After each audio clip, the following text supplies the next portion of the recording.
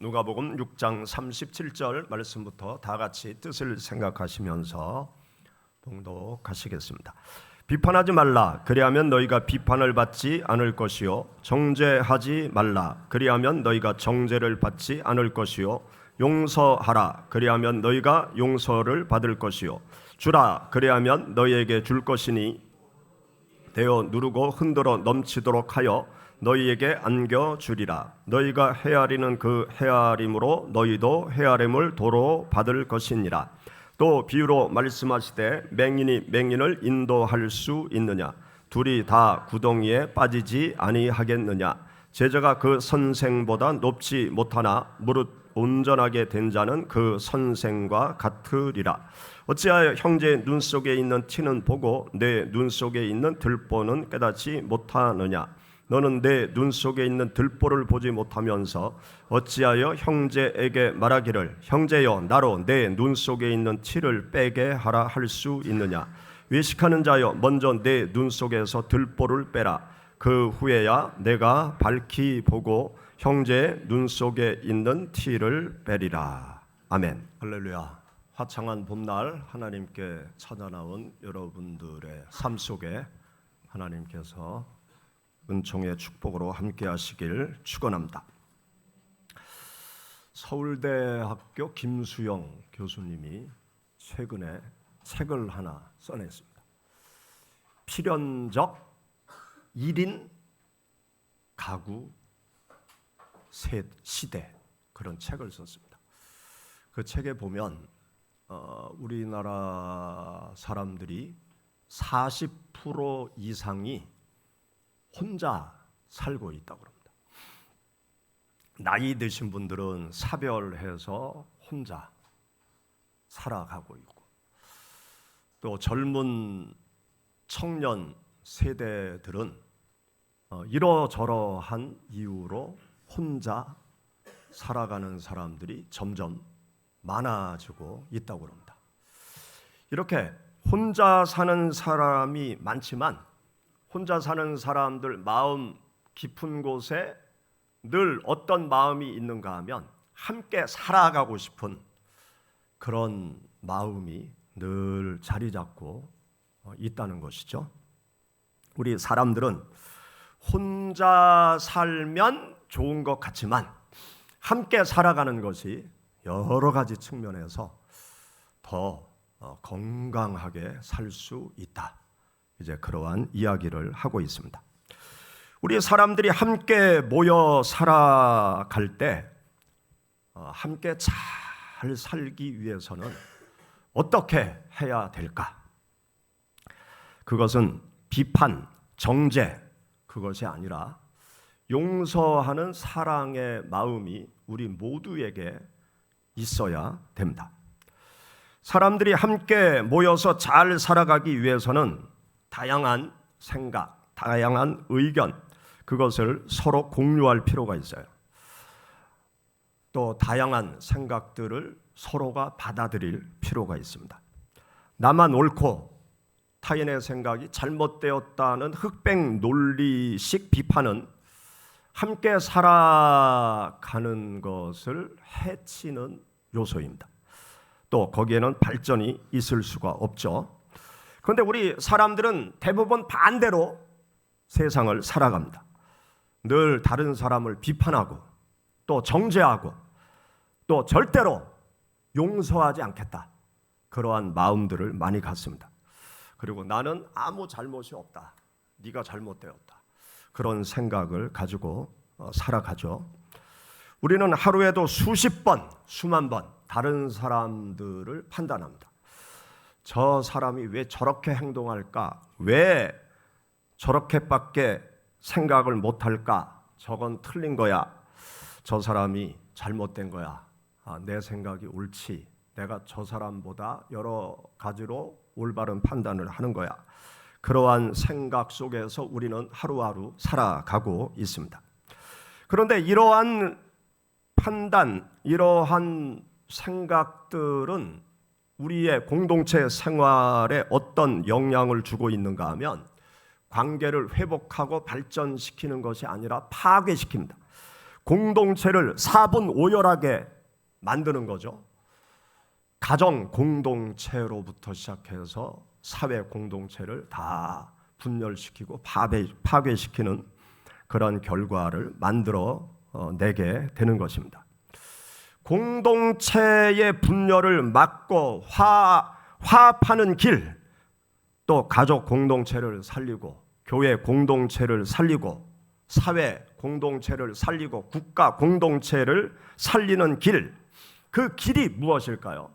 오늘 예수님께서 우리들에게 말씀하신 이 말씀 속에서 우리 모두가 함께 잘 살아갈 수 있는 길을 찾을 수 있습니다.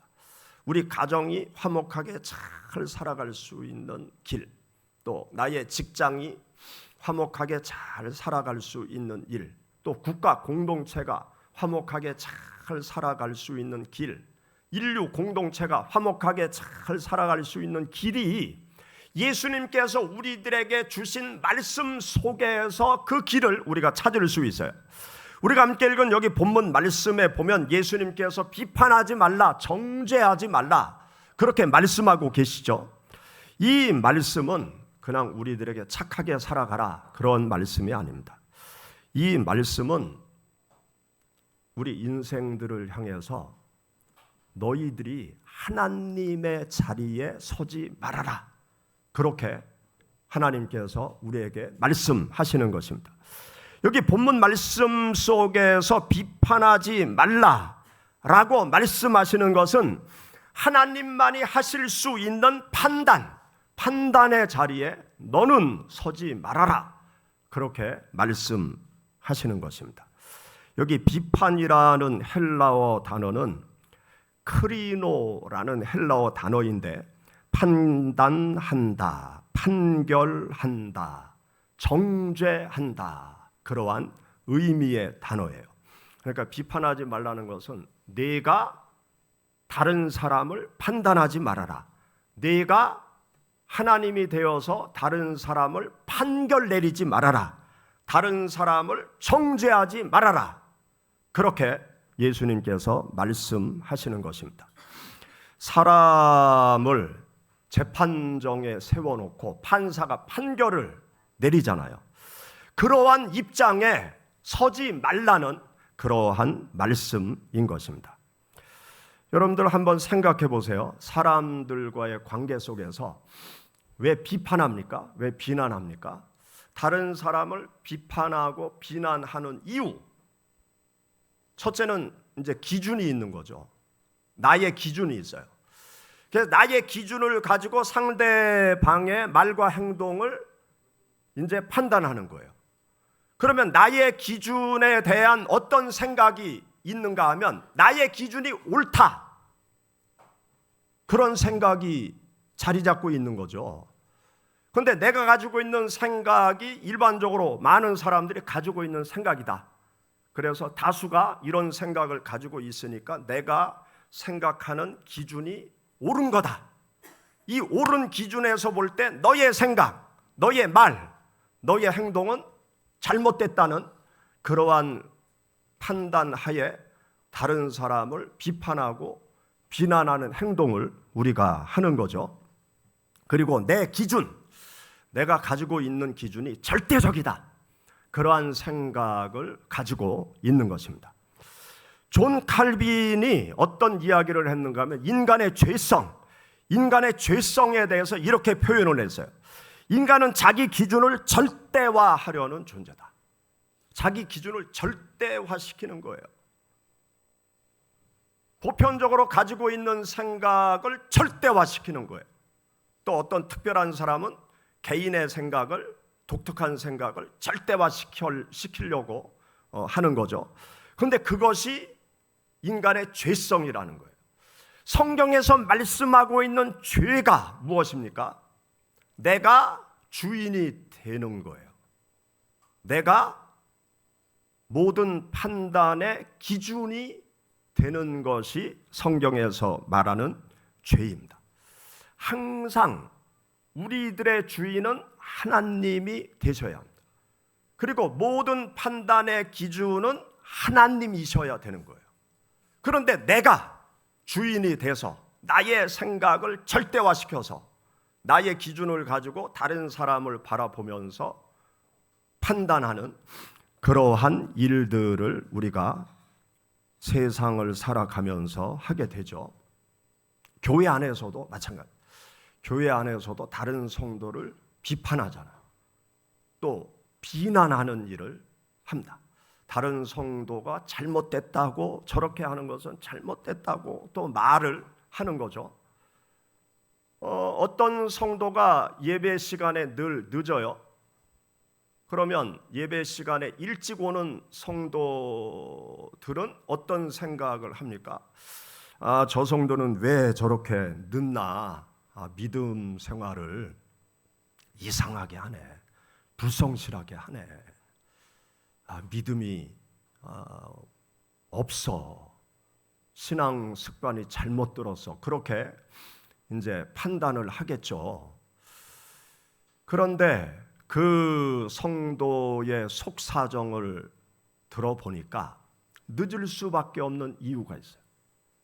집에 병든 어머님을 모시고 있는데 그 어머님을 아침에 수발해 주다 보면 늦을 수밖에 없는 그런 가정 환경이 있는 거예요. 그런데 우리는 그 성도에 대해서 잘 알아보지도 않고 나의 기준을 가지고 왜 믿음 생활을 저렇게 하나 그러면서 비판하고 비난하는 잘못을 범하는 거죠. 그런 말을 하기 전에 우리가 무엇을 먼저 해야 되는가 하면 그 성도의 사정이 어떠한지를 먼저 잘 알아봐야 돼요. 그런데 우리는 다 알아보지도 않고 알지도 못하면서 내 기준을 가지고 상대방의 행동을 판단하는 그런 잘못을 범하고 있는 거죠. 먼저 대화를 해보고 그 성도의 형편을 잘 알아보고 그 성도를 위해서 중보기도 하는 것이 사실은 더 필요한 것이 아닙니까? 우리가 믿음 생활을 할 때, 또 사회 생활을 할 때, 가정 생활을 할 때 예수님께서 말씀하시는 비난하지 말라. 내가 판단의 주체가 되어서 하나님처럼 판단의 주체가 되어서 하나님 입장에 서서 나도 옳지 않은데 다른 사람을 잘못됐다고 이야기하는 것은 엄청난 실수를 하는 것입니다. 그래서 우리는 함부로 비난하는 일을, 판단하는 일을 하지 말아야 됩니다. 그리고 두 번째로 공동체가 함께 잘 살기 위해서 무엇이 필요한가 하면 정죄. 예수님께서 정죄하지 말아라 그렇게 말씀하신, 정죄하지 말아야 됩니다. 예수님께서 말씀하신 정죄하지 말라는 이 말씀은 그 원어의 뜻은 무엇인가 하면 유죄 판결을 하다, 유죄 판결을 내리는 거예요.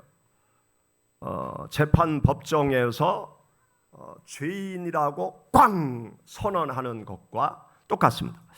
비난, 앞에서 예수님께서 말씀하신 비난과 정죄의 차이점이 있는데 비난은 행동을 평가하는 것입니다. 그리고 정죄는 사람 자체를 규정하는 거예요. 나쁜 행동을 하고 있구나, 저 사람이 잘못된 생각을 하고 있구나, 그것에 대해서 이제 평가를 내리는 거예요. 평가. 그게 비난하지 말라라는 거죠. 그런데 정죄하지 말라는 것은 그 사람을 아예 죄인으로 낙인 찍는 거예요. 완전히 꼬리표를 딱 붙이는 그러한 행위가 정죄한다라는 그러한 뜻인 것입니다. 이러한 정죄를 하게 되면요, 그 다음에 어떤 결과가 나타날까요?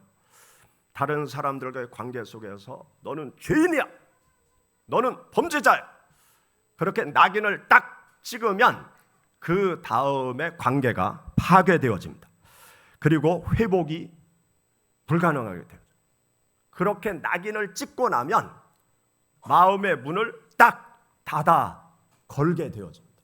그리고 정죄를 하고 나면 그 다음부터는 사랑의 물줄기가 완전히 끝나버리는 결과가 나타나게 되는 것입니다.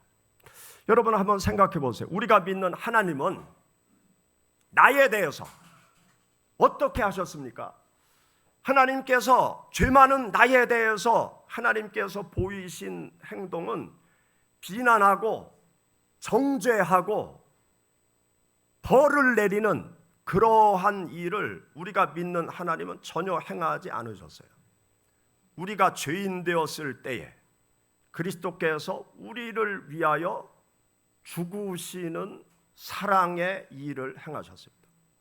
그리고 하나님의 사랑을 죄 많은 나에게 나타내 보여주셨죠. 그리고 하나님과 다시 화목한 길로 인도하는 일을 예수 그리스도께서 행하신 것입니다. 그래서 우리는 이 함께 잘 살아가기 위해서는 쉽게 정죄하는, 낙인을 찍는 그러한 일을 하지 말아야 돼요. 낙인을 찍고 정죄하게 되면 내 마음이 다치잖아요. 다시는 그 사람 안 보잖아요. 그것은 주님의 사랑 속에 있는 우리 그리스도인의 행동이 아닌 것이죠. 그리고 세 번째로 공동체가 함께 사는 길은 어떤 길을 걸어가라고 예수님께서 말씀하시는가 하면 비난하지 말라, 정죄하지 말라 그러시면서 마지막으로 용서해라. 우리 한번 따라해 보실까요? 용서해라. 용서의 삶을 우리가 살아가야 된다고 말씀하고 있습니다. 이 용서한다는 헬라어 단어의 의미는 풀어준다, 놓아준다, 해방시켜준다, 그러한 의미인 것입니다. 용서라는 것은 내가 붙잡고 있는 것을 그냥 다 놓아서 던져버리는 그런 것을 의미하는 것입니다. 이 용서라는 거는요, 감정적으로 우리가 용서하기 힘들 때가 있어요. 그런데 의지적으로 용서를 해야 돼요. 주님께서 우리에게 용서해라 라는 것은 이제 용서의 감정이 생겨서 내가 용서하라는 것이 아니고요, 의지적으로 주님께서 용서하라고 말씀하시니까 내가 용서한다. 내가 무엇을 붙잡고 나에게 잘못한 그 사실을 내가 붙잡고 있는 것을 아예 던져버리고 아예 잊어버리는 그러한 상태를 말하는 것입니다. 이해가 되지 않아도, 억울해도, 상처가 있어도 하나님께서 용서하라고 말씀하시니까 다 내가 용서한다, 다 던져버리고 잊어버리는 그러한 상태를 말하는 것입니다. 여러분들이 잘 아는 소설이 있습니다. 빅토르 위고의 레미제라블이라는 소설이 있죠. 그 소설에 보면 장발장이 주인공으로 나옵니다. 이 장발장이 교회에 중요한 물건을 훔쳐서 도망가요. 그런데 그 장발장을 추격하고 있는 경찰관이 그 장발장을 붙잡습니다. 훔쳐간 물건과 함께 이 장발장을 교회 신부님에게 끌고 오죠. 그때 신부님이 뭐라고 얘기를 하는가 하면 그 물건 내가 선물로 준 거다. 선물로 줬는데 왜 잡아왔냐. 그러니까 경찰관이 할 말이 없잖아요. 교회 신부님이 선물로 줬다고 하니까. 그러니까 경찰관이 이제 돌아가죠. 그리고 장발잔을 앞에 두고 이 신부님이 뭐라고 얘기를 하는가 하면 하나님께서 너를 용서하시니까 나도 너를 용서한다. 이제 새로운 삶을 살아가라. 그렇게 그 신부님이 이야기합니다. 장발장은 그 용서의 사랑을 그 순간 느껴요. 그리고 용서의 사랑을 느끼는 순간 그는 새로운 인생의 삶을 살아가기로 결심을 합니다. 그리고 그의 삶은 완전히 달라져서 가난하고 어렵고 힘든 사람들을 위해서 자신의 남은 인생을 살아가는 그러한 내용이 펼쳐지죠. 이것이 용서입니다. 완전히 다 놓아주는 상태. 다 잊어버리고 이 온전한 용서를 체험할 때 우리 사람은 새로운 인생의 삶을 살아갈 수 있어요. 용서 속에 새로운 삶이 펼쳐지게 되는 것입니다. 요한복음 8장 말씀 가운데 보면 가늠하다 현장에서 잡힌 여인을 예수님께 끌고 오는 바리새인들, 서기관들이 있었어요. 구약의 율법에 의하면 간음한 남자나 여자는 돌로 쳐서 죽여야 됐어요. 이 서기관들과 바리새인들이 이 여인을 끌고 와서 예수님, 이 여인을 돌로 쳐서 죽일까요? 비난하고 정죄하는 그 서기관과 바리새인들이 예수님께 물어보게 되죠. 그때 예수님께서 어떠한 일을 하셨습니까? 우리 성경 말씀 요한복음 8장 한번 찾아보시죠.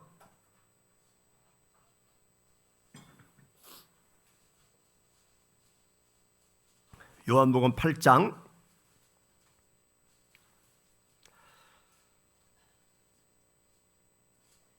우리 7절 말씀부터 11절 말씀 다 같이 봉독하시겠습니다. 그들이 묻기를 맞이 아니하는지라 이에 일어나 이르시되 너희 중에 죄 없는 자가 먼저 돌로 치라 하시고 다시 몸을 굽혀 손가락으로 땅에 쓰시니 그들이 이 말씀을 듣고 양심의 가책을 느껴 어른으로 시작하여 젊은이까지 하나씩 나가고 오직 예수와 그 가운데 섰는 여자만 남았더라. 예수께서 일어나사 여자 외에 아무도 없는 것을 보시고 이르시되 여자여 너를 고발하던 그들이 어디 있느냐? 너를 정죄한 자가 없느냐? 대답하되 주여 없나이다. 예수께서 이르시되 나도 너를 정죄하지 아니하노니 가서 다시는 죄를 범하지 말라 하시니라. 아멘. 예수님께서 돌을 들어 여인을 죽이려고 하는 무리들을 향해서 너희 중에 죄 없는 자가 먼저 돌로 쳐라. 그러니까 살기 등등한 이 사람들이 주춤했을 거 아니에요. 그리고 예수님께서 땅바닥에 무엇인가를 쓰십니다. 뭘 썼는지는 몰라요. 그런데 여기 성경 말씀을 자세히 읽어보면 어른으로부터 시작해서 젊은이까지 예수님께서 땅바닥에 글씨를 쓰는 것을 보고 슬금슬금 다 물러갔다는 거예요. 어른이 죄가 많을까요? 젊은이가 죄가 많을까요? 오랜 세월 산 사람이 죄가 많겠죠. 아마 예수님께서 땅바닥에 개똥이 누구 물건 훔쳤다, 소똥이 누구 양 몰래 훔쳐갔다, 그런 걸 쓰시지 않았을까? 말똥이 너 남 몰래 술집에 가서 음탕한 행위를 했다, 예수님이 그런 글을 쓰지 않았을까? 그런 추측을 해봐요. 그래서 한 사람 한 사람 다 떠나가죠. 그러고 가늠하다 현장에서 잡힌 여인과 예수님만 남게 되었습니다. 그때 예수님께서 어떤 말씀을 하셨습니까? 내가 너를 정죄하지 않는다. 다시는 죄를 범하지 말아라. 예수님께서 용서의 사랑을 그 여인에게 보여주셨습니다. 비난하고 판단하고 정죄하는 것은 사람을 살리지 못합니다. 비난하고 판단하고 정죄하는 것은 모든 관계를 끝장내는 거예요. 거기에는 아무런 소망도 없습니다. 비난하고 판단하고 정죄하는 마지막은 파멸밖에 없어요. 주님께서 우리들에게 원하시는 삶은 나의 가정이, 이 사회가, 온 인류가 하나가 되어서 서로 사랑하고 화합하고 행복하게 살아가기를 하나님께서 원하시는 것입니다. 우리가 함께 잘 살아가기 위해서는 주님께서 말씀하시는 비난하지 말고 비판하지 말고 정죄하지 말고 용서하는 삶을 살아가. 용서하는 삶을 살아가기 힘들기 때문에 우리는 사랑이 많으신 하나님을 더욱더 찾을 수밖에 없어요. 하나님의 사랑을 나의 삶 속에 품기 위해서 금식하면서 기도할 수밖에 없어요. 죄 많은 내가 자꾸 앞장을 서려고 하니까 우리는 십자가에 나 자신을 못 박으면서 날마다 주님의 사랑을 실천하기 위해서 발버둥 치는 그 신앙의 길을 우리가 걸어갈 수밖에 없습니다. 우리 사회에 필요한 것, 또 우리 나라에 필요한 것, 또 우리 가정에 필요한 것, 비난이 아니고 정죄가 아니고 용서라는 사실을 여러분들이 기억하시고 용서의 사랑을 흘러보내는 하나님의 사람들이 되시기를 주의 이름으로 축원합니다. 같이 기도하시겠습니다.